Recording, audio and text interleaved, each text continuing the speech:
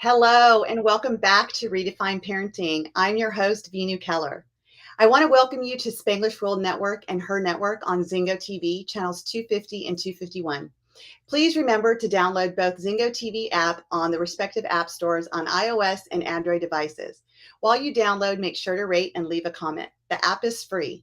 Zingo TV is also available on Google Chromecast, Amazon Fire and Fire Sticks, Roku Sticks, also on all smart TVs 2016 and forward. Today, I'm really excited to bring on a fellow colleague who is a parent coach as well. And we met by chance on Facebook. And what I loved about her is her openness, she's real and raw. And, when Sue and I got to meet, we just probably could have gone on for hours. It's listening to her stories, my stories, and how they kind of come together and really the parents and kids that we're working with, how much we see in common of what people are going through. And, we decided that one of the topics that we really need to talk about is all these fears that our kids have created, right? Fear is a story they create in their mind. And it's stopping them from going forward and doing things that it's creating that anxiety. We're hearing a lot about kids' anxiety these days. And then also, the other part of that is the overwhelm. They're overwhelmed with how many choices they have to make, the decisions they have to make, what they have to do. And it's just becoming so impinging upon their lives that it's stopping them from being the true, authentic selves that they are. So I brought Sue on, who is a parent coach as well. So, Sue, just tell our audience a little bit about you. Well, first of all, thank you for having me. I'm always excited to talk with you. I'm a certified parent coach. I'm an educator, a speaker, a writer, and also a mom of two girls. And I support parents worldwide in navigating through life's daily parenting challenges, integrating education, consciousness, and coaching to help families to grow and to thrive. I love it. And I always feel, and as you and I said, there's not enough of us on this planet that's doing this, and although we all have our own different ways of doing things, it's really about being mindful of what's going on in our children's lives, how we were raised as children, what we're creating as parents for our kids now, and, what our kids are facing today, which we probably didn't have to face so much, like with the electronics and the world that we're living in and going through a pandemic and being closed off and then having to come back into the schools. And, I just found out recently that Canada is closing their schools. They're going back to homeschool again, so it's constant, that ping pong of, do I need to be social? How do I be social? And then, okay, no, I'm not. Now I got to be closed off from the world again. And so, one of the things that you and I were talking about was all these fears that we're seeing in our kids. And, I just was curious just to give our listeners an idea of what is it that you and I are seeing, like some of the things, challenges that you're seeing that parents are having with the fears that are showing up in their kids. Well, I think there are massive amount of fears, and not only do they show up in our kids, but they start with us. Yeah. Kids aren't born into this world fearing things. And so a lot of the fear, a lot of the overwhelm is the expectation not only of parents, but of society, of, cultural conditioning, just the way in which we expect our children to live, to grow, to interact, to be social, to achieve has created a lot of this overwhelm and this fear and stress that our children are under. And I think the last 2 years has really affected our children more and more because of the fact that they weren't achieving as much. It was hard to learn. It was hard to be homeschooled.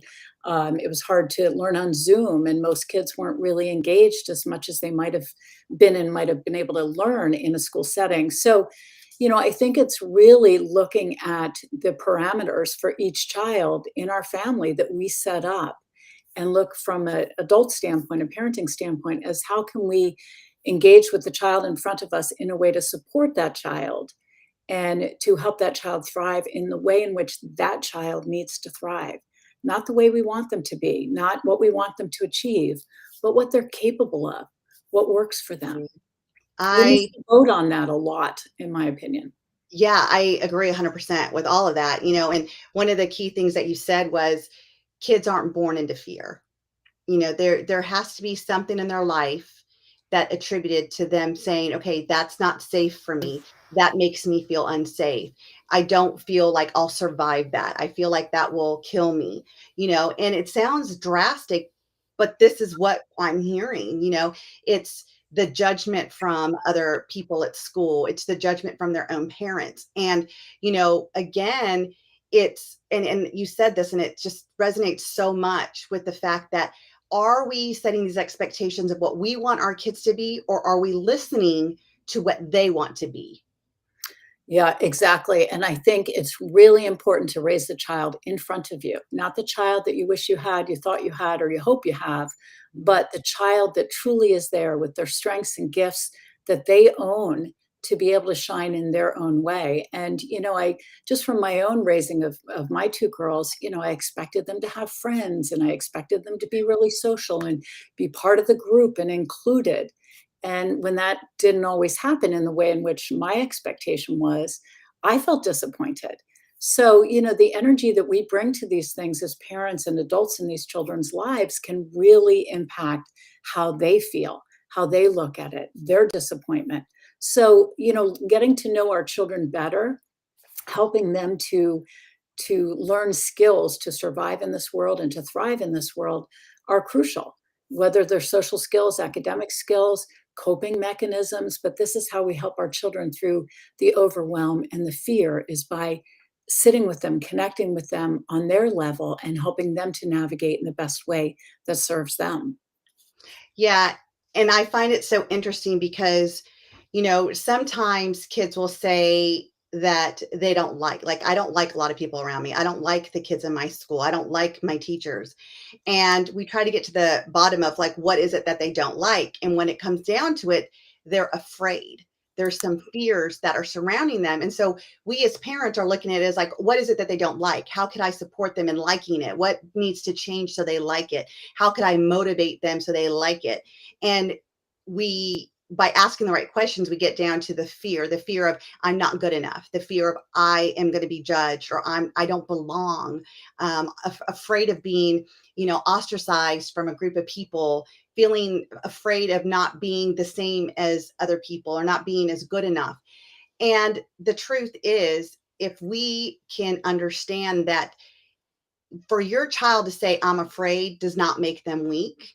How do we allow them to identify with that word, like, I'm afraid, so we could actually get to it? I was like reading something today on a post, and it was their child is, talks to the family, talks to the kids, but yet when they're at school, they're they don't talk at all. They're nonverbal. And I've read this in a couple places today, actually. There was a few posts on different sites, different people, and they're basically talking about the same thing. So I'm just summing it up into one story. And the first thing I'm thinking about is, what is the fear? What are they truly afraid of that's making them feel like they don't have a voice, that they can't use their voice? And are they okay to be able to feel that fear so the parents can help them, or whoever help them through that? For sure, for sure. I think the fear, uncovering that fear is the crucial element to be able to sit and connect with our children so that we create a safe space for them to share, to share something like, I'm afraid I don't belong, or I'm afraid I don't fit in, or whatever the case may be. And it can be one comment that occurs in school that makes a child feel this way. So we have to encourage them to share with us and talk through it so that we can help them to connect with what they do have the skills and coping mechanisms for, and how they can move forward in a thoughtful way for their own socialization. I think behavior is a communicator. Our kids Yes. behave in ways to communicate what's underneath the surface that they have a hard time saying. And so the nonverbal child in school is also communicating by they're closing down in school that something's going on. And this is where, the safety of a conversation, of that bonding, at home with the parents, with, a parent or both parents, in a way that really helps a kid feel like they can talk through it. And if not with the parents, then, with a professional, so that they're able to share and move through these fears. Because if they don't move through it, it grows and Yeah, it affects them everywhere. We want our children to feel enough as they are. They are good enough as they are. They don't need to be better than they already are. There's nothing wrong with our kids that we have to fix or they need to fix. So it's really helping them to develop that self-esteem from the inside out to be able to stand tall in their own skin and feel comfortable. I agree 100%. I was just actually telling my daughter today, like I always ask them, like, what kind of day are you going to have and what's that going to look like? And my daughter's like, and I'm going to wear my confidence because that's one thing my husband has taught her since she was a little girl is that the best thing a girl can wear is her confidence. And so she remembers that. And I said, and remember, above everything is be you because there's only one of you. Whatever that looks like for you, be you. Be true to you Yeah. because I don't want that fear to show up in them. And, it's interesting because when you were talking, I was thinking about, when we say coping mechanisms and, some of my clients listen to this, so they'll be like, but she doesn't like coping, that word coping. And I don't when it comes to that, let me give you a coping skill so you don't cut, because there's a presupposition that cutting can't be fixed, that you have to cope with it because it can't be fixed. Like the weather outside, I have to cope with because I can't change the weather. I have to cope with it. But when you're using coping skills in this sense, how I am relating that to is you can't change what happens at school. School's going to happen. Behaviors outside of you are going to happen, right? Like the teachers are going to do what they're going to do. Your fellow classmates are going to do what they're going to do. You can't change that.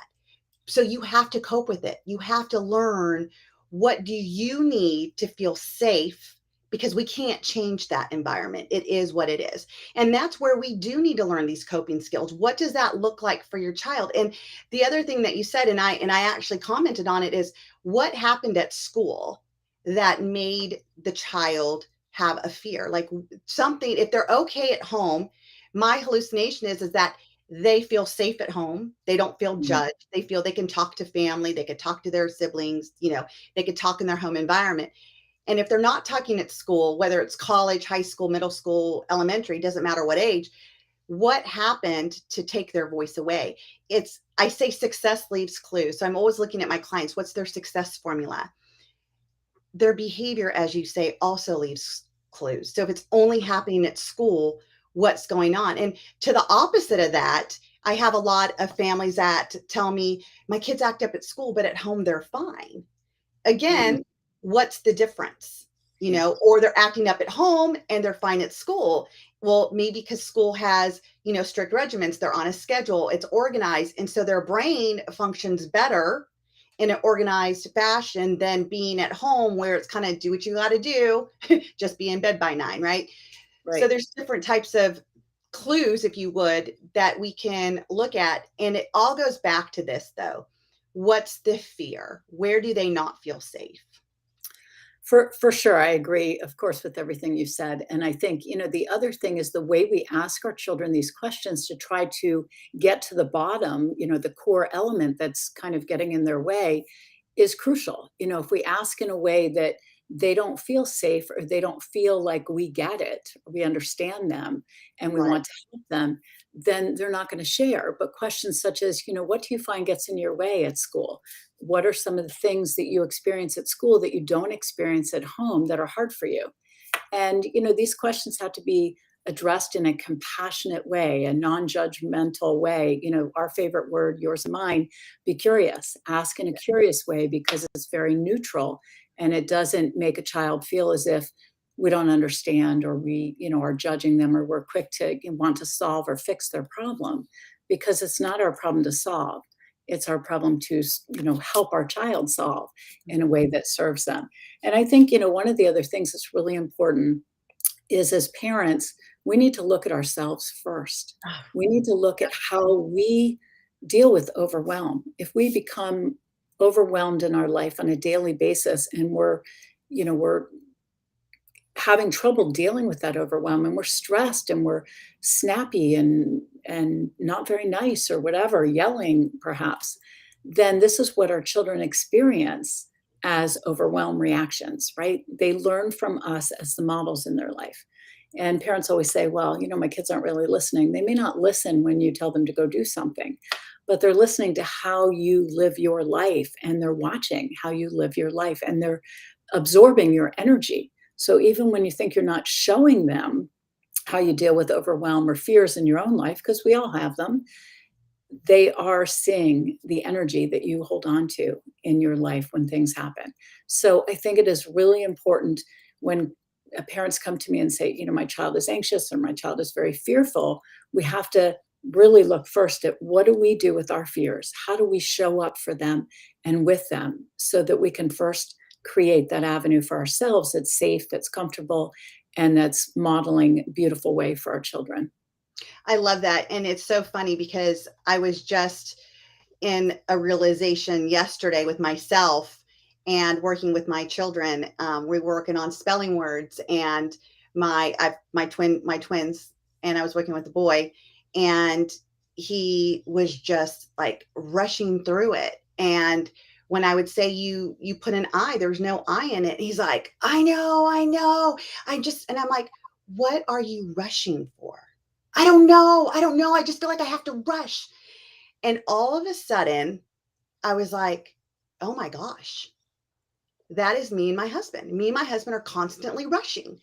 We have to get this done because we got to get him to school. And before I get to school, I got to do this with the dogs. And I got to do this with the chickens. I got to do this. I got to do. And so we're constantly in rush, and we're doing the same thing. And when we're messing up, we're like, oh, and we do the same thing. And it's like, holy smokes. Like, my son is replicating what he sees. And it was interesting because I was talking with my own coach about it yesterday.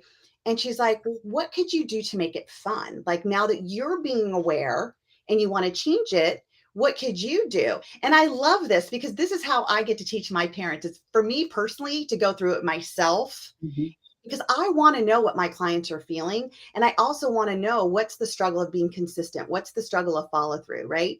And so I try it on. And so this morning, as God always has it, he gives me an opportunity to try it out. And we are trying to get them to school, and I'm trying to do everything in the morning. It's our biggest rush time because there's a time we have to check in, right? And all of a sudden, I find myself going, oops, where's my remote control? I need to turn me off. And I went, beep. And my son's looking at me like, what is my mom doing? And I'm like, let me turn myself back on. And I turned me on, beep. And I said, it's time to take a breath. There's no reason to rush. We have plenty of time, and it's a good day. And my son looked at me and he's like, what was that? I said, I too am learning that we don't need to rush. We could take our time and we can enjoy this moment. And I said, so sometimes I just need to turn myself off and turn me back on to just give me that moment to take that breath.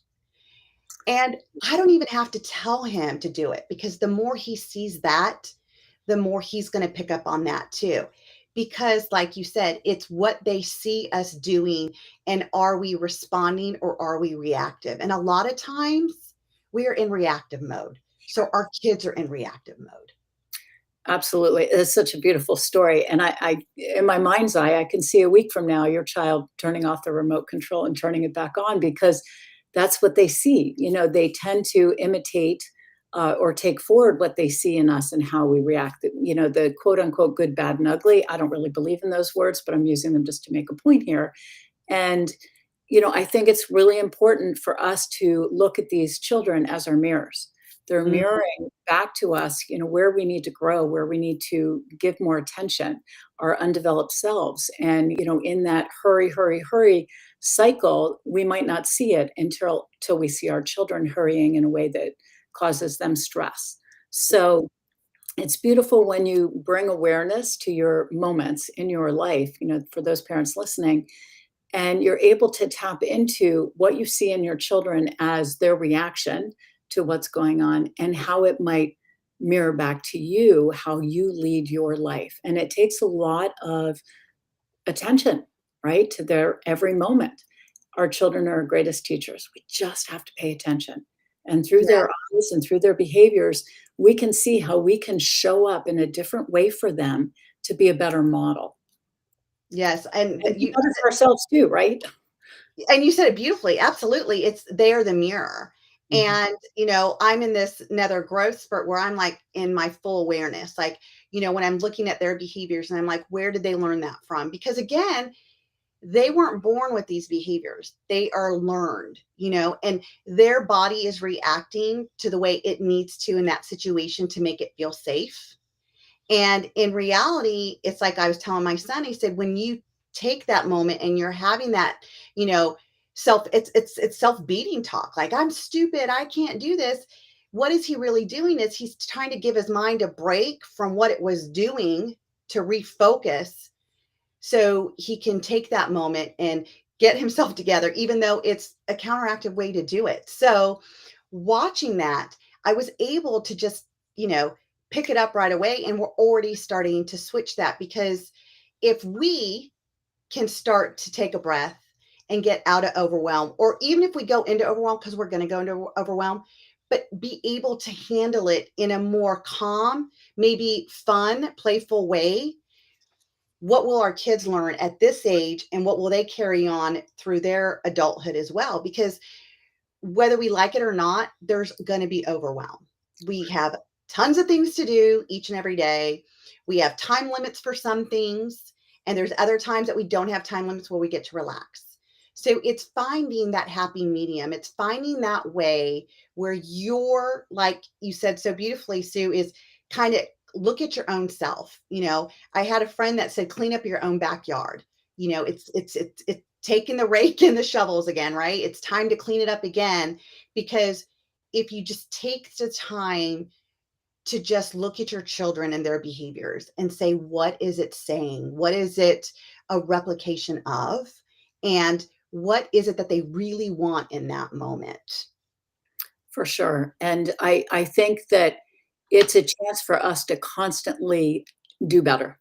Yes. We're creatures just like everyone else. We're human beings and we are going to make mistakes. We're going to do, things that we wish we didn't do. And so each and every day is an opportunity for us to look at ourselves in a deeper way through our children, through our children's behavior, and show up differently because, this is a journey. There's no destination. And the more we can build awareness and consciousness into our day-to-day lives, the better we can show up, fully as present human beings. And I think the other thing that I love to point out is our kids can be part of this. And what I mean by that is we can empower our children to help us in our moments of overwhelm. If we become very hurried and trying to get out the door and we see ourselves rushing and perhaps snappy. That must be me because I've used that word a few times now. I must be snappy when I'm overwhelmed. Make a mental note, Sue. But my point is that they can be part of the flag waving or saying, "Hey, mom or dad, I see you're having a tough time." And when we include them in trying to do better ourselves, they feel empowered in helping us just as we feel empowered in helping them.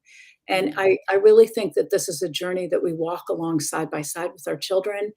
Yes, we are the parents, we are the guides, the ushers, but there's no hierarchy in terms of, we're better than them. We're learning from each other. And I think the more we can open our eyes to that and have our kids help us just as we help them in times of struggle and stress, they're going to grow through that even more so.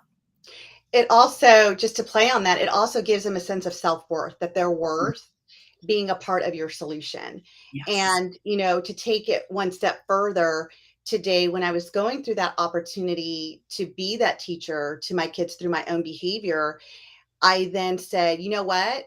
I can use some help right now. So being able to, again, include them in that way as well, to say I can use some help, because again, it's role modeling. Like if you get frustrated, if you feel you're stressed out in your 10-year-old body, who it's okay, give yourself permission to ask for help. Mom, I need some help right now. I have this to do and this to do. Is it possible you can support me in this or whatever?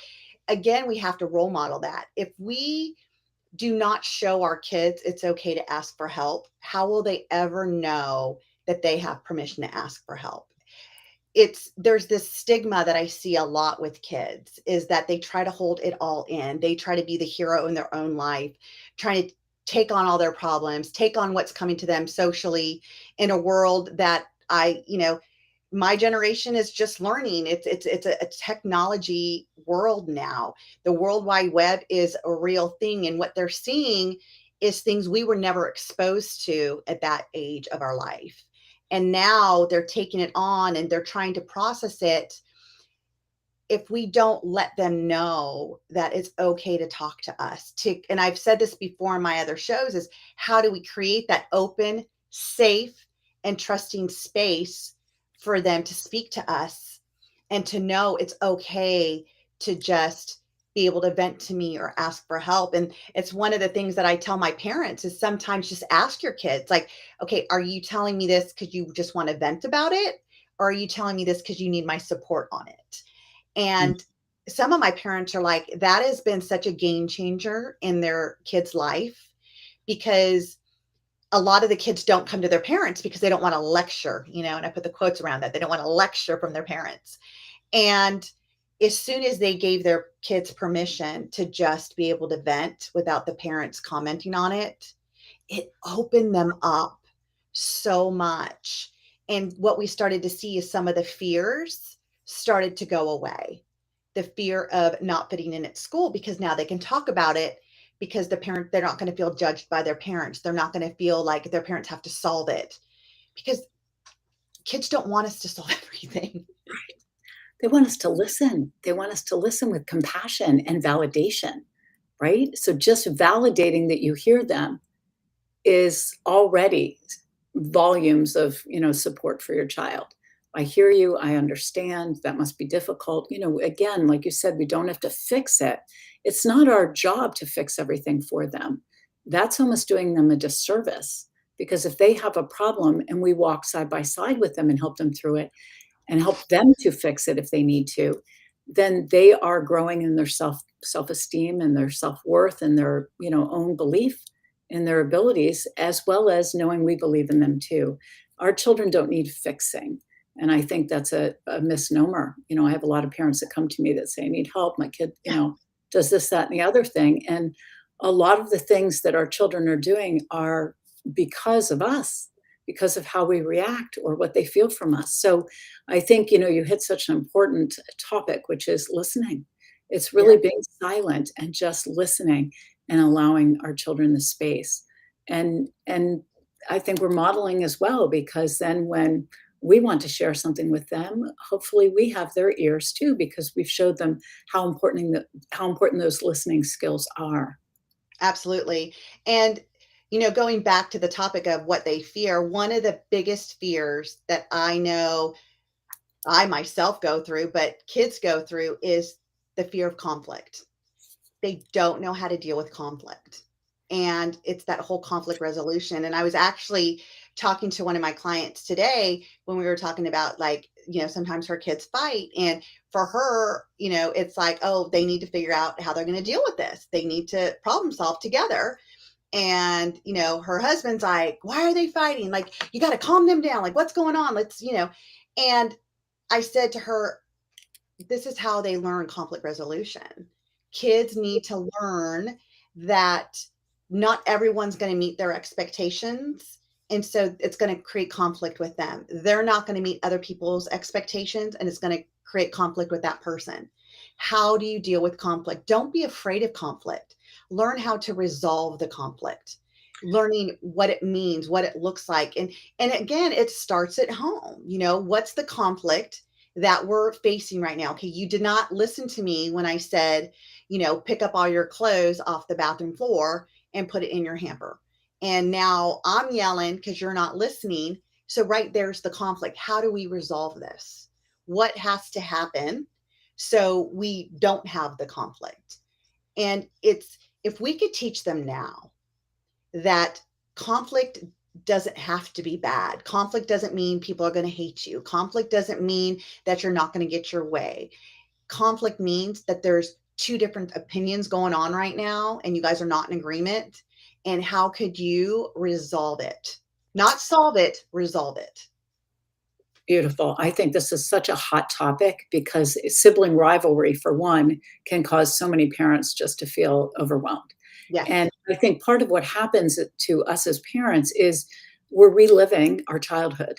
You know, when Hmm. our kids are fighting, we're going back to what our parents might have said or how they might have felt or made us feel perhaps in those moments. And so we may feel very uncomfortable when our kids are fighting because of something from our own childhood.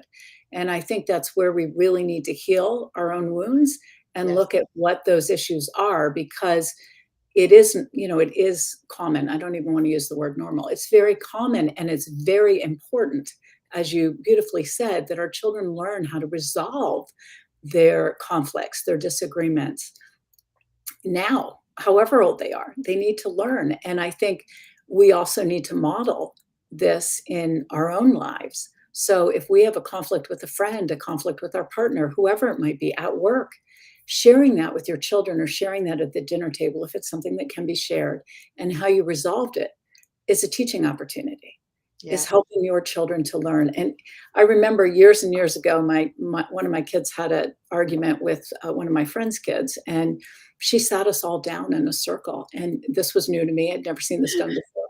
And, quietly and calmly had the kids talk through, well, how do you think she feels? And how do you think, you feel? And I mean, it was years ago, but I remember this so powerfully being just a moving moment for my children to learn that we can all sit in a circle and talk about what happened.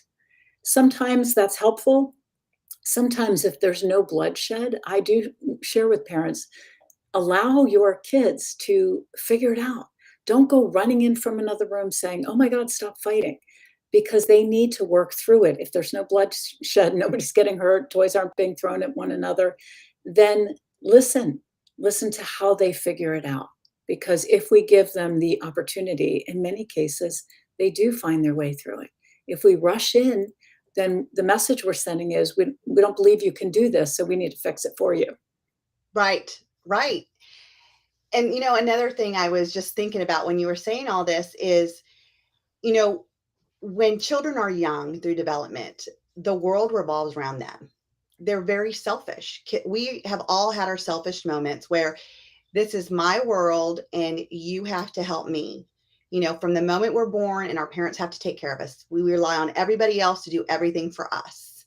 It's like I tell when my son had my granddaughter 5 years ago, I remember telling him, I'm like, okay, remember, your life is no longer yours. It's on her schedule now. It revolves around her now. It's like in that development. And also, I believe this brings up a fear of like, now you're coming into like middle school and then high school and you're starting to realize, hey, the world does not revolve around me. I am a part of the world and the world is a bigger picture. It's not just me. And it's learning how to adjust to that. And I think that there's a lot of fears that come up with that. And as I'm saying this, I'm also thinking is, what's the definition of fear to our kids? Is it the lack of safety? And it's, you started out this call, Sue, about, the questions that we need to ask our kids. And it really has to come from their model of their world, their filters of what they've been in this life experiencing till the age of 12, 13, 15, however old they are at this moment.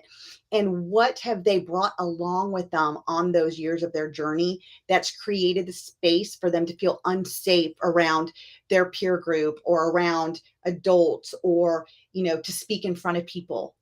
It's uncovering where is it that they don't feel safe and understanding what that belief is. Because around every fear we have, whether you're a child or an adult, there's a belief that has been built in around that. And Yeah. until we can get into that belief and change that belief. And my coach has told me this, and she learned it from Wayne Dyer, I believe. It's change what you see, and what you see will change. So we have to change what they're seeing in that belief that makes that belief so real to them, to Yeah. change it. Yes. And if we don't ask the right questions about fear and open the space to talk about it, we won't know what they fear and what movie is playing, what, belief they're holding on to that may or may not be real. I mean, it's real to them, so we have to validate it because it is real to them. But Right. also having them talk through it can really set the stage for them hearing that maybe this isn't something I want to hold on to. I'm a big fan of opening conversations at dinner or when we all feel that connected space to talk about fears, to talk about uncertainty, to talk about some of the difficult things that we shy away from. Because if it's not staring us in the face, why would we bring it up? But that's exactly why it's not staring us in the face, but it's somewhere underneath. And so to be able to sit at dinner and talk about, what fears we have. Maybe we share fear. Maybe we're afraid of spiders. Who knows? Where did that come from? We start to talk about what created that. This gives us our yeah, this gives our children, I'm sorry, an opportunity to talk about a normal thing. You're making it normal. You're making it common. You're making it an opportunity to feel safe to discuss it because we all have fears of some sort. Yeah. I mean, it's so true. I have a friend, and her and her son had created this. It's a game, but it's questions, and my kids love playing it. And it's funny because I'm in the midst of making a type of conversation starter for families, to help bridge this, to help bridge that gap, to help create a better bond with our parents and our kids. And but the game I got at Christmas, they love it because it talks about, whoever picks the card, it's like, what was one childhood memory that was so funny to you? And so my kids give me all of those cards, by the way. Like, you have more of a childhood than we do. And but they're so engaged. They're so engaged in hearing our childhood story. Another thing my children love to hear is the memories I have of them when they were babies.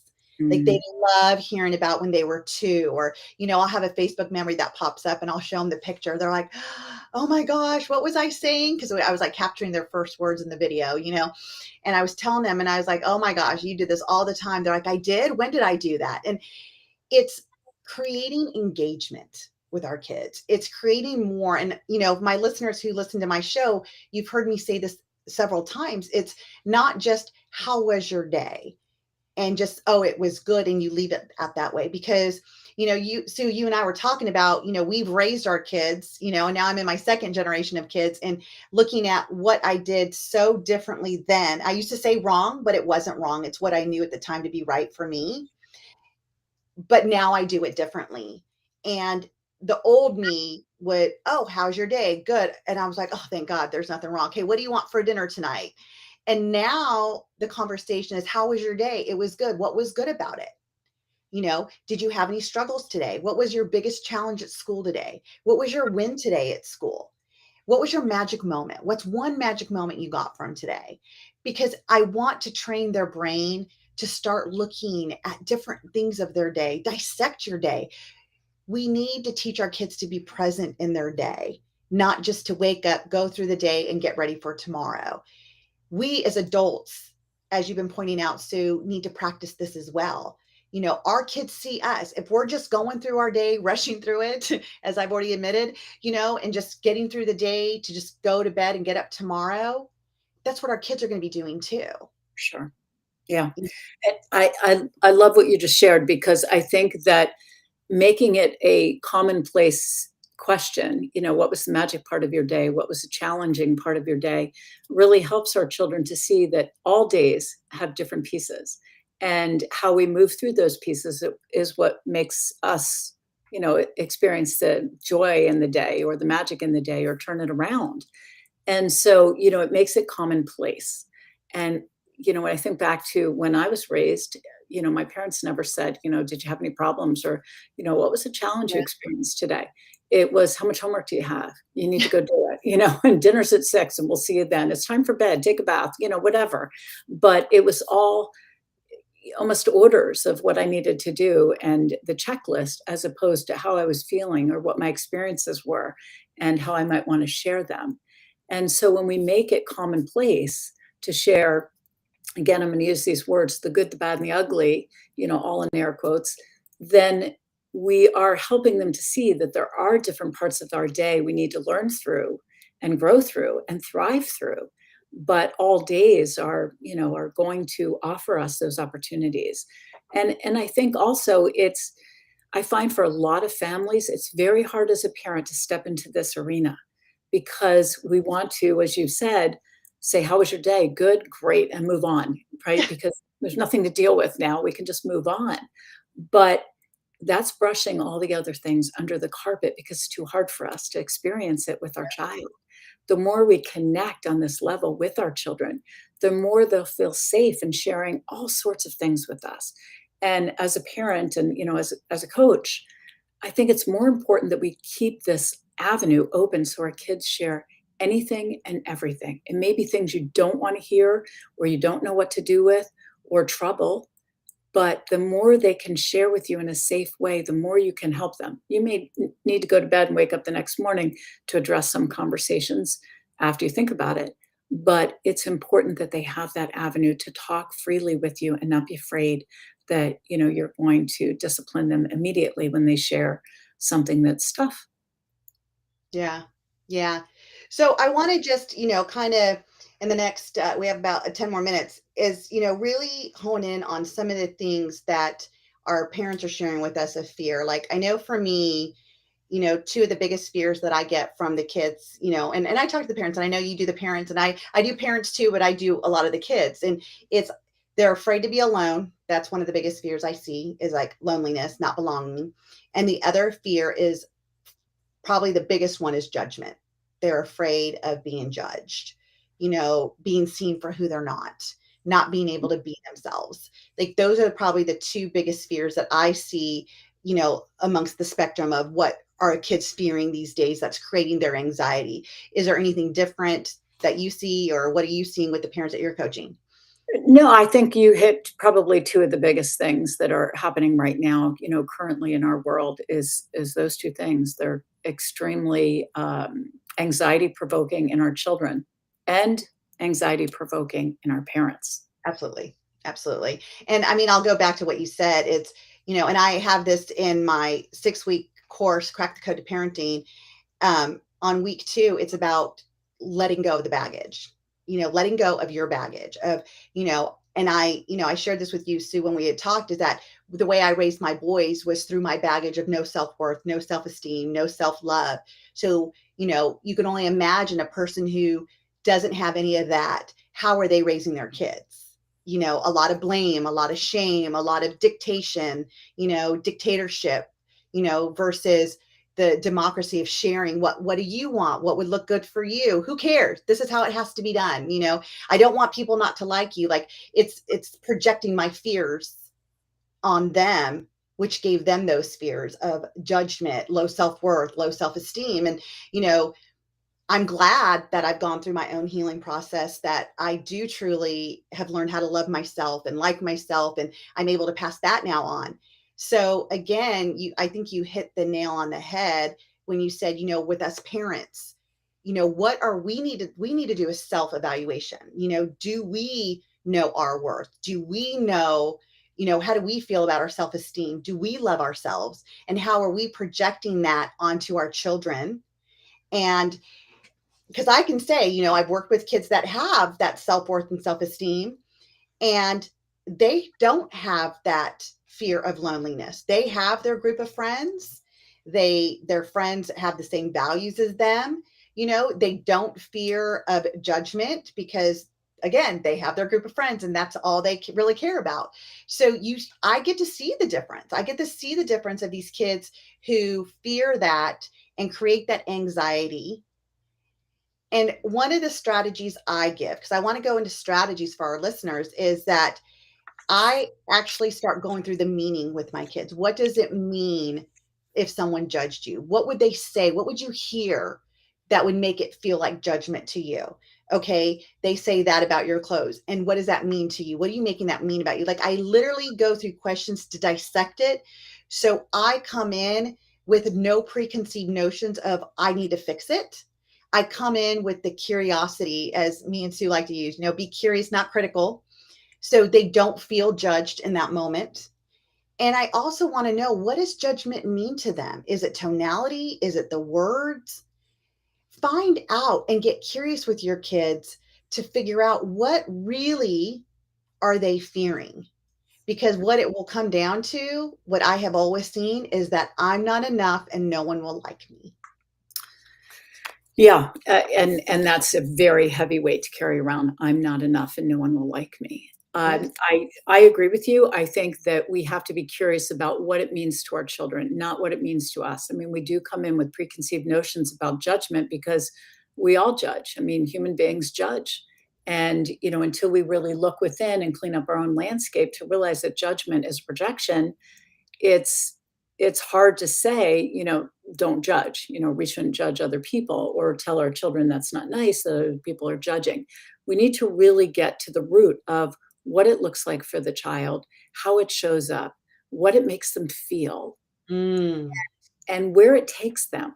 Because these kinds of situations that may be big, may be small in our children's lives, they are movies that play and the real replays and replays.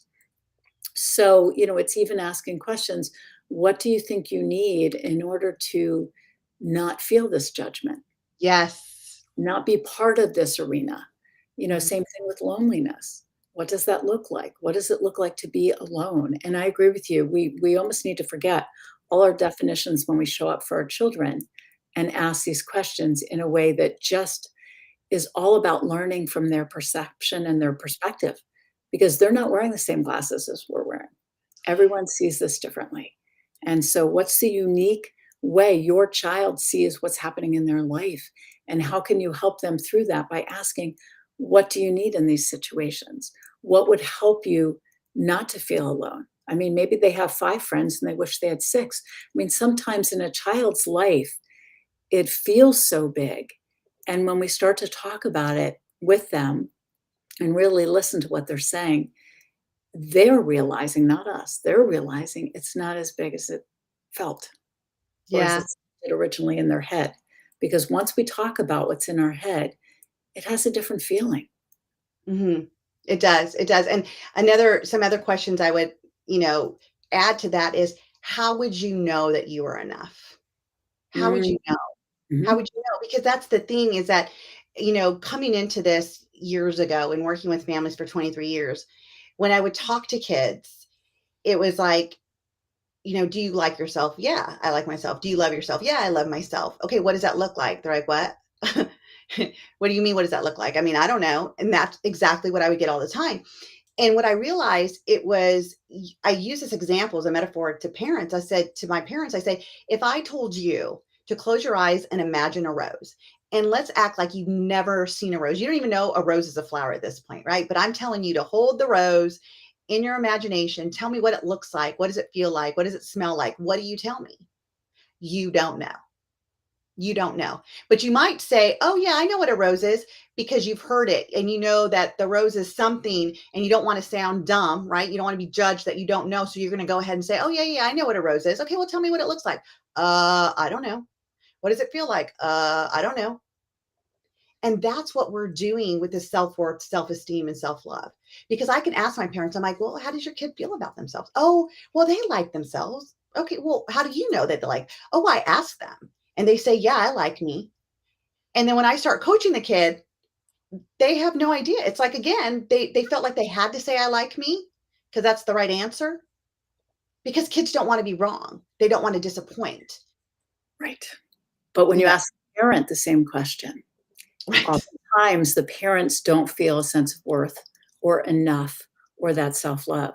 And I really I love this conversation because before we ask our children whether or not they like themselves and what that really looks like and what is it like to be enough, what does that look like, feel like, etc., we have to tackle that ourselves. Correct. That's a large part of our population. We have been raised. I know I had to do my own work and still do. I mean, each and every day is an opportunity to grow. But to be able to step into self-love when you've been raised maybe not to find that or not to feel like enough or you were too much. Many of us felt like we were too much because those were That some of the words that were used, right? I know I was too much. I was trouble. So those are the 2 things that stuck. And we have to work through that and find our way to self-love and Right. to being enough as we are in order to help our children to connect with that too. Absolutely, absolutely. So, for those that are listening, is really start to dissect it through your children's eyes. Go and find out, ask these questions that Sue and I have been sharing with you.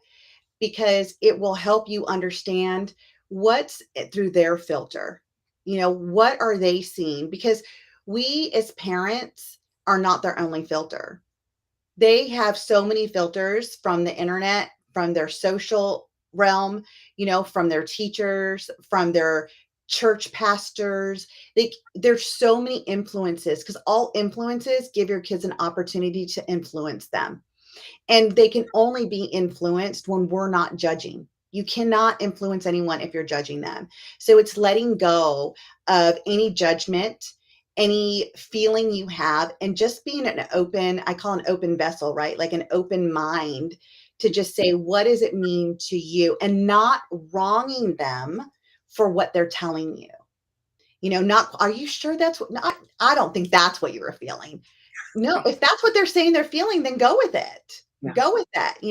I had a client the other day and I was like, so what did that feel like to you? She goes, well, it felt kind of good. And I'm thinking, someone picking on you felt good, but that wasn't mine. And I'm like, oh, it felt good. Tell me what that meant to you. You know why it felt good? Because she's so used to self-beating herself that it aligned with what she was hearing, aligned to what she hears in her mind as well. Mm. So again, when you don't come with judgment, you get the true story of what they've created in their mind and why it is okay. So come with that curiosity. So we have a few minutes left. Sue, what would you like to leave our audience with? Well, I think one of the most important things in parenting is to be gentle with yourself. And, sometimes we take these conversations in education and coaching so, strongly. We really connect with them and all the things that we're hearing, that we begin to think we're not doing enough. We need to change. We need to this, that, and the other. Every day, every moment of the day is a new moment, and let what happened in the last moment go and move into the next moment, so that you can be present and gentle and compassionate with yourself as you continue to work hard as a parent and be there for your children. I love that. I love that. And it is so true. And some of you listeners probably have heard me say, we have to start self-building instead of self-beating if we want our kids to do that as well. Give your kids permission to see their own greatness. Give your kids permission to feel safe in communicating with you what's really going on in their life without the judgment from us as the parents. And if you feel you can't do that, because there's times that I feel like I'm too emotionally involved, I might tap out and ask a friend of mine or something to step in and say, hey, my son's going through this challenge, and I know I'm not the person to guide him. And I know he has a lot of trust and faith in you. Would you mind reaching out? And I've done that with my older boys. And so what that shows my kids is that I don't have to be the only hero in your life. It's okay to ask for help and for support. So, thank you guys for joining us today. Sue, thank you so much for what you offer the world, and the parents out there that need that support. Like, it's okay to ask for help. It's really okay. We all need it. And I think the biggest message that I've heard today, Sue, and if you want to add anything, is we got to clean up our own backyard. Absolutely. We cannot expect things of our children that we can expect of ourselves. So absolutely, look at yourselves. What can you do differently? How can you grow and thrive within, so that you can help your children do the same? Absolutely. Absolutely. Thank you again, Sue, for this amazing real and raw conversation, helping our families to recognize, some of their kids' fears, how they get into overwhelm, and how to get out of it. I really appreciate your time. And all you listeners that are here with us, learning from us, thank you so much. This show can also be heard on Spanglish Radio Network. Please check out www.spanglishworld.ca for all the news and programming. Spanglish World, watch it, hear it, read it, download it, and live it.